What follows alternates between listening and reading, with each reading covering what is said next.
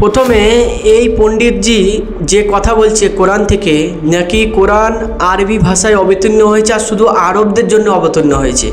পুরো ভিডিওটাই না দেখুন, তারপরে জবাব দেবো কোরআন থেকে রেফারেন্স সহ। পুরো ভিডিওটাকে দেখবেন আর শেয়ার করবেন।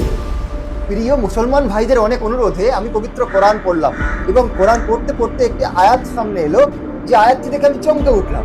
কেননা মহান আল্লাহ তাআলা স্বয়ং বলছেন যে এই কোরআন তিনি কাদের জন্য পাঠিয়েছেন।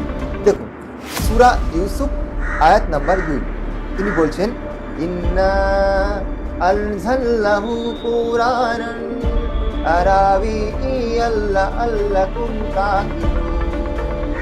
তিনি বলছেন যে এই কোরআন আমি পাঠিয়েছি বা নাজিল করেছি কাদের জন্য?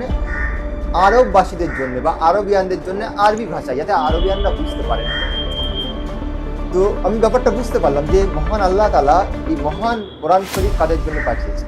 এবার আমি আপনাদেরকে দেখাচ্ছি যে প্রথম রেফারেন্স সূরা বাকারা 185 নম্বর আয়াত। আল্লাহ তাআলা বলছে রমাদান মাসে এতে কোরআন নাজিল করা হয়েছে মানুষের হেদায়েতের জন্য। হেদায়েত স্পষ্ট প্রমাণ এবং সত্য মিথ্যা পার্থক্যকারীর জন্য। এতে শুধুমাত্র মানুষের হেদায়েতের জন্য বলা হয়েছে, কোনো মুসলমানের হেদায়েতের জন্য বলা হয়নি। বাকারা 185 নম্বর আয়াত। এবং দ্বিতীয় রেফারেন্স সূরা সাবা 28 নম্বর আয়াতে আল্লাহ তাআলা বলছে আমি আপনাকে সমগ্র মানব জাতির জন্য সুসংবাদদাতা এবং সতর্ককারী হিসেবে প্রেরিত করেছি, কিন্তু অধিকাংশ মানুষই জানে না। এটা সূরা সাবা 28 নম্বর আয়াতে আল্লাহ তাআলা বলছে। তৃতীয় নম্বর রেফারেন্স সূরা আরাফ 158 নম্বর আয়াতে আল্লাহ তাআলা বলছে বলুন হে মানুষ, আমি তোমাদের সকলের জন্য আল্লাহর রসুল।